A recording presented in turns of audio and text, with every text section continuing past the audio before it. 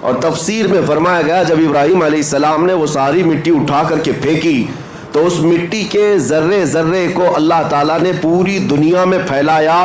اس مٹی کا ذرہ زمین پر جہاں پڑا وہاں اللہ کی ایک مسجد تعمیر ہوئی. قیامت تک جہاں وہ ذرہ پڑا ہوگا یا تو مسجد تعمیر ہوگی یا ہو چکی ہوگی. اللہ تعالیٰ نے ابراہیم علیہ السلام اور اسماعیل علیہ السلام دونوں کو تعمیر کا حکم دیا اور تعمیر ہوئی خانہ کعبہ کی. جب عمارت مکمل ہوئی تو جب کبھی کوئی گھر بنتا ہے تو کچھ اینٹ پتھر ٹکڑے بچ جاتے ہیں. گھر کی عمارت کے بعد جو سامان بچتا ہے آپ اس کو لے جا کر کے کہیں پھینک دیتے ہوں گے, ٹھنڈا کر دیتے. خانہ کعبہ کی تعمیر کے بعد جو مٹی اینٹ پتھر گارے جو جس سے بھی بنا تھا وہ بچا تھا. تو ابراہیم علیہ السلام نے اس کے متعلق پوچھا رب ذوالجلال سے, مولا یہ جو تعمیر سے بچ گیا ہے اس کا کیا کیا جائے؟ اللہ کریم کا حکم ہوا, اے ابراہیم وہ جتنی مٹی بچی ہے یا گارا یا جو کچھ بھی بچا ہے اس کو اٹھاؤ, جمع کرو اور ہوا میں پھینک دو. خانہ کعبہ کی بنائی ہوئی اور بچی ہوئی مٹی, ابراہیم علیہ السلام اپنے ہاتھوں سے وہ ساری مٹی اور جو بچا ہوا سامان تھا جمع کیا اور ہوا میں اسے اٹھا کر پھینک دیا. وہ ہوا میں غائب ہو گئی, کہیں لے جا کر کے پھینکا نہیں. اور تفسیر میں فرمایا گیا جب ابراہیم علیہ السلام نے وہ ساری مٹی اٹھا کر کے پھینکی تو اس مٹی کے ذرے ذرے کو اللہ تعالیٰ نے پوری دنیا میں پھیلایا.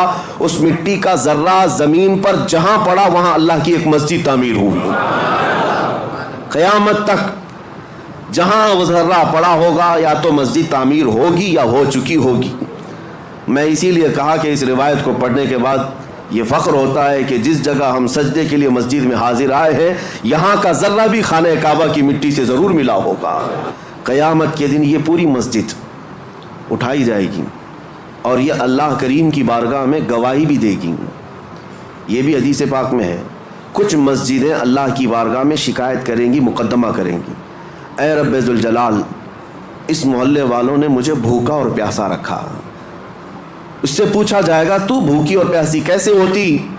مسجد کہے گی کہ جب اذان ہوتی تو مجھے بھوک لگتی, اگر یہ میری صفوں کو بھر دیتے تو میرا پیٹ بھر جاتا, مگر انہوں نے مجھے خالی رکھا, بھوکا اور پیاسا رکھا. مسجد اگر کسی کے خلاف مقدمہ کرے قیامت کے دن تو میرے عزیزوں پورا محلہ اس میں شامل ہو جائے گا. اس لیے آپ نے مسئلہ سنا ہے کبھی, ہر رمضان المبارکہ میں کوئی نہ کوئی ایک مسجد میں اعتکاف ضرور کرے کیونکہ یہ مسجد کا حق ہے. اگر ایک بھی اعتکاف میں نہیں بیٹھا تو پورے محلے والے گنہگار ہیں, سب کے اوپر گناہ ہوگا. اور اگر ایک بیٹھ گیا تو سب کے اوپر سے ذمہ داری ختم ہو جائے گی. کیوں؟ مسجد کا حق ہے, اس مسجد کو رمضان کے آخری عشرے میں خالی نہیں رکھا جائے گا.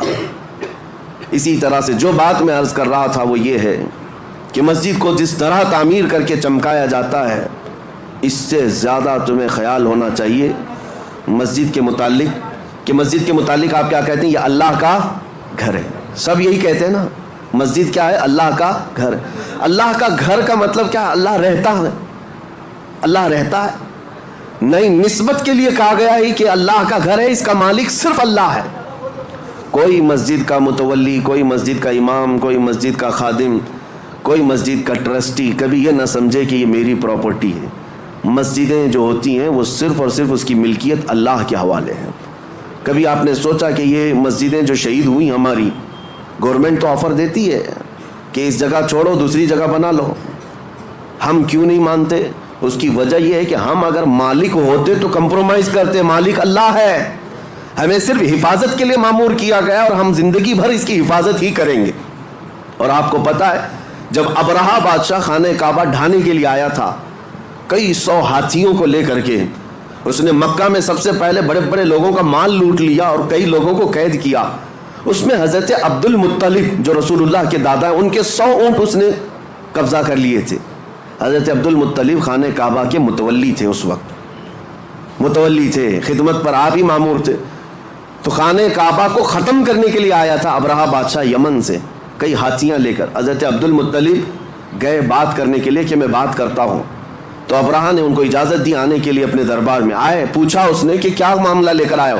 حضرت عبد المطلب نے کہا میرے جو 100 اونٹ تم نے ہتھیائے ہیں وہ واپس کر دو, مجھے میرے اونٹ دے دو. وہ ہنسنے لگا کہ تجھ کو کس نے خانہ کعبہ کا متولی بنایا؟ تجھے پتہ نہیں میں یہاں کیوں آیا؟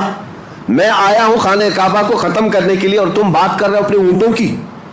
ہونا تو یہ چاہیے تھا کہ تم میرے سے بات کرتا کہ کعبے کو مت ڈھاؤ، کعبے کو مت برباد کرو۔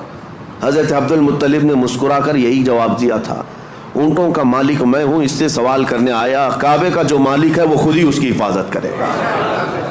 اللہ کریم وہ حفاظت فرمائے گا، ہم تو اس کی خدمت پر مامور ہیں۔ عزیزان گرامی، یہی نظریہ مسجدوں کی دیکھ بھال کرنے والی انتظامیہ کے ذہن میں رہے کہ ہم مسجد کے مالک نہیں، مسجد کے خادم ہیں، اور ہمیشہ رہیں گے۔ اور دوسری بات جو میں کہنے جا رہا تھا وہ یہ کہ جتنا اس کی عمارت کو چمکایا، اس سے کئی زیادہ چمکانے کی جس چیز کو ضرورت ہے وہ کیا ہے؟ میں ایک لفظ آپ سے پوچھا کہ مسجد کو آپ کیا کہتے ہیں؟ اللہ کا گھر ہے۔ مسجد اللہ کا گھر ہے۔ یہاں اگر آپ کے سامنے کوئی غلاظت لا کر کے ڈال دے، برداشت کریں گے آپ؟ کوئی مسجد کے فرش پر تھوک دے، اپنا رینٹ نکال کر ڈال دے، باہر کی غلاظت لا کر ڈال دے، آپ برداشت کریں گے؟ ذہن میں موجود ہے اللہ کا گھر ہے، پاک ہی ہونا چاہیے، ایک نجاست کا تنکا بھی ہم برداشت نہیں کرتے۔ کیوں؟ اللہ کا گھر ہے۔ جبکہ فرمایا گیا حدیث میں، قلب المؤمن عرش اللہ، مومن کا دل اللہ کا عرش ہوتا ہے۔ مومن کا دل اللہ کا عرش ہے۔ جب مسجدوں کی فرشیاں صاف رکھتے ہو، اس سے کئی زیادہ اپنے دل کو صاف رکھنے کی ضرورت ہے۔ جتنا اس کو چمکایا اس سے زیادہ اپنے دل کو چمکاؤ، جتنا اس کو صاف کیا ہے، زینت دیا ہے، اتنا ہی اپنے دل کو زینت دو۔ مولانا روم سچ فرماتے ہیں، کعبہ بنائے خلیل اطہر است و دل گزرگاہ رب جلیل است۔ خانہ کعبہ ابراہیم علیہ السلام کی بنائی ہوئی عمارت کا نام ہے، لیکن دل رب ذوالجلال کی گزرگاہ کا نام ہے۔ یہاں رب ذوالجلال تمہارے قلب کی طرف نظر فرماتا ہے، اس لیے اس کو پاک رکھنا چاہیے۔ ہم مسجدوں میں غلاظت برداشت نہیں کرتے تو پھر اپنے دل میں گناہوں کی لذت کے خیالات، کبھی وسوسوں کے انبار، کئی خواہشات کی بہت ساری بھیڑ دل میں کیا کیا جمع کر رکھا، جبکہ مومن کے متعلق کہا گیا وہ اللہ کا عرش ہے۔ اس اللہ کے عرش کو کیا اسے ناپاک رکھا جا سکتا ہے؟ اس دل کی جتنی صفائی اور پاکی ہوگی اس قدر تم مقامات کو بھی پاتے جاؤ گے۔ اب آپ کو کیسے پتہ چلے یہ دل پاک ہے یا نہیں؟ اس کی سمپل سی مثال ہے، مسجد میں وضو کرنے کے لیے آتے ہیں، یہ نل لگے ہوئے ہیں وضو کے، ظاہر سی بات ہے اس کی ٹنکی تو کہیں لگی ہوگی، پانی کہیں جمع ہوتا ہوگا، وہیں سے تو نلوں میں آتا ہے۔ 10-12 نل لگائے ہوں گے وضو کے لیے، نل کھولو، کون سا پانی آتا ہے؟ جو ٹنکی میں ہوگا وہی آئے گا۔ اگر ٹنکی میں پاک صاف پانی رکھا ہوا ہے تو جو بھی نل کھولو پاک صاف پانی آئے گا، اور ٹنکی میں اگر نجس پانی ہے، میلا پانی ہے، تو کسی بھی نل کو کھولو میلا پانی نکلے گا۔ یہ مثال اس لیے میں دے رہا ہوں، اپنے دل کی ٹنکی کو سمجھ لو۔ اگر ہاتھ، پیر، آنکھ، ناک یہ سب اعضاء نل ہیں، یہ سب صحیح کام کر رہے ہیں تو سمجھ لو کہ دل کے اندر سب پاکی صفائی ہے۔ اور اگر بے حیائیاں ہو رہی ہیں اس کا مطلب ہے کہ دل کی ٹنکی میں نجاست بھری ہوئی ہے۔ آنکھیں خطا کرتی ہیں، زبان غلاظت بکتی ہے، ہاتھ گناہ کرتے ہیں، پیر گناہ کرتے ہیں، تو اس کا مطلب یہ ہے یہ اعضاء کا کنیکشن دل سے ہے۔ اگر دل ناپاک ہے تو ہر عضو ناپاکی کرے گا، ہر عضو ناپاکی کرے گا۔ اسی لیے حدیث پاک میں میرے آقا صلی اللہ علیہ وسلم فرماتے ہیں، الا وان فی الجسد مضغۃ اذا صلحت صلح الجسد كله واذا فسدت فسد الجسد كله الا وهي القلب۔ میرے آقا فرماتے ہیں آگاہ ہو جاؤ، تمہارے جسم میں گوشت کا ایک ٹکڑا ہے، اگر وہ صحیح ہو گیا تو سارے اعضاء، جسم کے سارے پارٹس صحیح ہو جائیں گے، اور اگر وہ بگڑ گیا تو سارے اعضاء بگڑ جائیں گے۔ وہ کیا ہے؟ حضور فرماتے ہیں وہ دل ہے، وہ تمہارا دل ہے۔ اسی لیے لقمان حکیم کے لیے حکم ہوا تھا، ایک بادشاہ نے کہا ایک بکری ذبح کرو، اس میں جو سب سے اچھی چیز ہے وہ لے آؤ۔ آپ نے ذبح کیا اور دل لے جا کر بادشاہ کے پاس رکھا، کہا پورے جسم میں سب سے اچھی چیز یہ ہے۔ بادشاہ نے دوسرے دن ایک بکری دی اور کہا سب سے بری چیز نکال کر لاؤ۔ دوسرے دن ذبح کیا اور پھر دل لے جا کر کے ہی بادشاہ کے سامنے رکھا، کہا یہی سب سے بری چیز ہے۔ اگر صحیح ہو گئی تو سب سے اچھی چیز جسم میں دل ہے، اور اگر بگڑ گیا تو سب سے بری چیز دل ہے۔ میں آج اس بات کو اس لیے عرض کر رہا ہوں کہ جتنا مسجدوں کی صفائی پر خیال رکھنا ضروری ہے اتنا اپنے دل کی صفائی پر بھی ضروری ہے۔ اگر اس کو آپ نے ناپاک ہی رکھا اور ایسی آوارہ رکھا تو 1000 سجدے کرنے کے بعد بھی تمہارا دل ناپاک ہی رہ جائے گا۔ مجھے وہ بات یاد آتی ہے کہ بعض حضرات بہت ساری چیزیں صاف کرتے ہیں۔ ایک گاؤں میں کنویں میں کتا گر گیا تھا، اور مولانا صاحب سے آ کر انہوں نے مسئلہ پوچھا کیا کیا جائے. شریعت کا مسئلہ ہے کہ چوہا گرے تو اتنے ڈول پانی نکالو, بلی گری تو اتنے ڈول, کتا گرے تو پورا پانی نکال دو, کنویں کا پورا پانی نکال دو, نجس ہو گیا ہے. گئے گاؤں والے, پورا پانی نکال دیا. چند دنوں کے بعد پھر پانی بھرتا ہے کنویں میں, پھر بھر گیا تو اس میں کتے کے بال وال سب نظر آنے لگے. مولانا صاحب نے, مفتی صاحب نے پوچھا کہ یہ کیا ہے, ابھی بھی تو ایسی چیز بدبو آ رہی. کہا کہ حضرت ہم نے پانی تو پورا نکالا, کتا ابھی اس کے اندر ہی ہے. آپ نے کب کہا ہم کو کہ کتا بھی نکالو؟ تو انہوں نے کہا میرے کہنے کا مطلب یہ ہے کہ جس سے نجاست بھری تھی پہلے وہ چیز نکالتے, بعد میں پانی نکالتے. بات ایسی ہے کہ ہم اپنے اعضاء کو سنوارنے میں تو لگے ہیں. تم اپنے ہاتھ پیر, آنکھ اور ناک اور زبان کو سنوار تو لیتے ہو, لیکن دلوں کے اندر جو نجاست کا کتا مرا ہوا ہے, اس کتے کو جب تک نکالا نہ جائے گا بدبو ہمارے اعضاء سے آتی رہے گی. اسی لیے میرے عزیزوں, سب سے پہلے اپنے دلوں کی صفائی. مجھے ایک بات یاد آتی ہے, اللہ کریم جب موقع دے میں اس مسجد کی جھاڑو بھی لگانے پر فخر محسوس کروں گا. اسی نہیں, کسی بھی مسجد کی. اللہ کریم اس سے مقامات بلند عطا فرماتا ہے. آپ آتے ہیں مسجد میں نماز پڑھنے کے بعد, کوئی یہاں پر خادم کہاں ہے, امام کہاں ہے, مؤذن کہاں ہے, ان کو چلاتے مت بیٹھو. اگر کچرا دکھا تو سب سے پہلے بڑھ کر کے اٹھاؤ اور خود صاف کرو, اس حصے میں تم بھی شامل ہو جاؤ. یہ نہیں کہ یہاں آ کر کے فلاں کہاں ہے, تنخواہ کیوں لیتا ہے, یہ صفائی کیوں نہیں رکھتا. تم آرڈر دینے والے نہیں ہو, وہ اللہ کریم کے گھر کی عبادت اور خدمت میں لگا ہوا ہے. مصر کے ایک بڑے بزرگ شیخ متولی شعراوی رحمۃ اللہ علیہ, جنہوں نے پورے قرآن کی تفسیر لکھی ہے, اور عرفات کے میدان میں ان کو خصوصی خطاب کے لیے لایا گیا تھا. پورے عرب کے سب سے بڑے عالم دین, اللہ کے ولی, جن کے متعلق میں آپ کو بتاؤں, وہ اتنے بڑے مفسر کہ ہزاروں علماء ان کے شاگرد ہیں. ان کا ڈرائیور, وہ خود کہتا ہے کہ روزانہ رات کے 12 بجے کار لے کر اپنے گھر سے نکلتے, میں ہوتا ساتھ میں حضرت ہوتے, تقریباً 70 سال کی عمر ہے, اور مسجد چلے جاتے, مسجد سیدہ نفیسہ, مسجد امام حسین, کئی مسجدیں ان کی خاص تھی. رات کو جاتے اور ڈرائیور سے کہتے دروازہ کھلوا کر اندر چلے جاتے, یہ باہر ویٹ کرتا رہتا. گھنٹہ 2 گھنٹے کے بعد آتے. ظاہر سی بات, اللہ والے نماز پڑھ رہے ہوں گے, تہجد یا عبادت میں مصروف. برسوں یہ سلسلہ چلتا رہا. میرے عزیزوں, ان کے انتقال کے بعد یہ پتہ چلا, مسجد کے ایک خادم نے, جو مسجد ہے سیدہ نفیسہ میں یا کوئی ایک مسجد میں, خادم نے ڈرائیور سے ملاقات کی اور کہا کتنا اچھا وہ زمانہ تھا جب وہ آتے تھے حضرت نماز کے لیے. یہ ڈرائیور کہنے لگا کہ میں 2 گھنٹے باہر انتظار کرتا تھا, حضرت کا وصال ہو گیا. کیسی عبادت کرتے تھے مسجد میں جا کر, تم تو اندر رہتے تھے, تم خادم ہو, کبھی دیکھا میرے حضرت کو؟ وہ خادم رونے لگا اور کہا ڈرائیور سے, وہ راز تھا میں بتا نہیں سکتا, لیکن اب ان کا انتقال ہوا, میں بتاتا ہوں.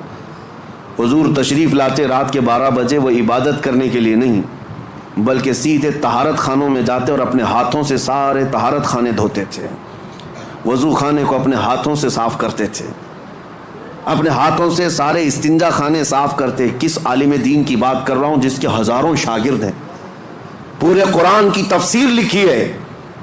اللہ کریم کے ایسے بزرگ ولی اپنے ہاتھ سے رات کے وقت پوری مسجد کے طہارت خانے صاف کرتے. اور پھر ایک دن میری نظر پڑی تو انہوں نے مجھے کچھ پیسے دی اور کہا زندگی بھر یہ کسی کو بتانا مت, میں یہ صفائی اس لیے کرتا ہوں کہ مجھے میرے رحمان پر یقین ہے, اس کے گھر کو میں اپنے ہاتھ سے صاف کروں گا, میرے دل کو وہ صاف کرے گا, میرے دل کو وہ پاک کرے گا.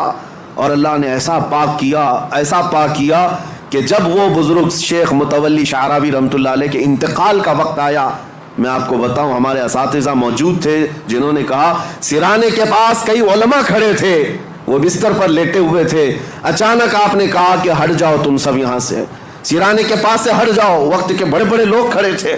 اس کے بعد اچانک انگلی اٹھائی, کہا اشہد ان لا الہ الا اللہ واشہد انک رسول اللہ.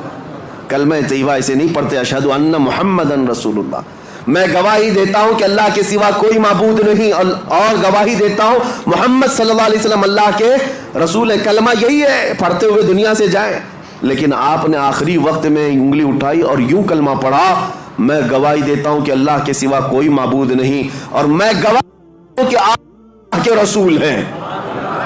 یہ اس وقت بندہ کہتا ہے جب رسول اللہ کو اپنے سامنے دیکھ رہا ہو. جب اپنے سامنے دیکھ رہا ہو تب یہ کہہ سکتا ہے انکا رسول اللہ، آپ اللہ کے رسول ہیں۔ پھر ان کا وصال ہوا۔ علماء کرام کہتے ہیں کہ ہم نے ایسی موت کسی کی نہیں دیکھی جو انگلی اٹھا کر خود رسول اللہ کو دیکھ رہا ہو اور دنیا سے جا رہا ہو۔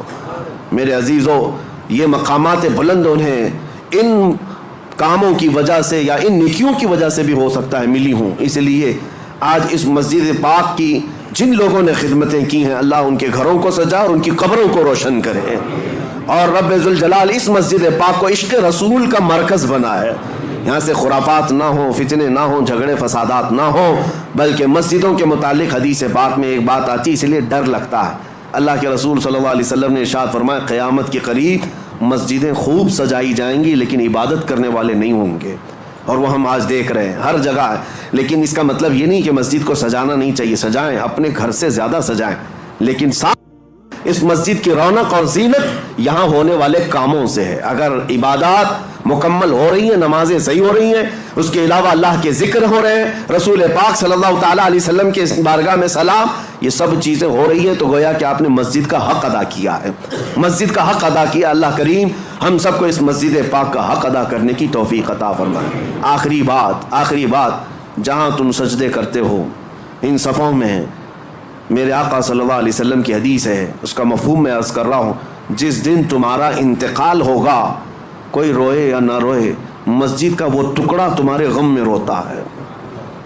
جہاں تم سجدہ کرتے تھے تمہاری جدائی کے غم میں وہ ٹکڑا روتا ہے، وہ مصلی روتا ہے۔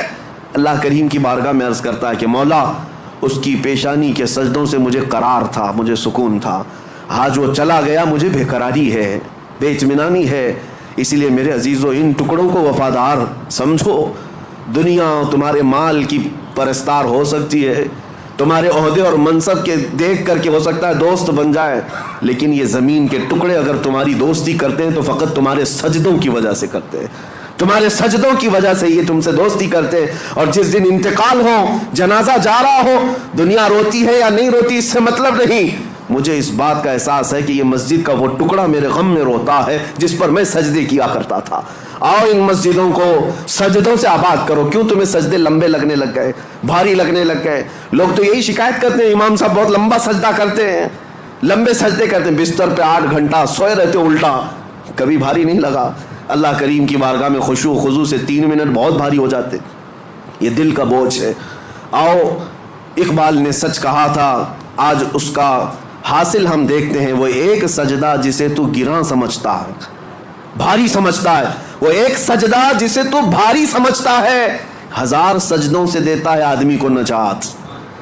ادھر ادھر جھکنے سے یہ سجدہ بچا لیتا ہے۔ اس پیشانی کو ایک ہی جگہ جھکاؤ، ہر جگہ جھکنے سے اللہ محفوظ رکھے گا۔ اللہ کریم ہماری عبادتوں کو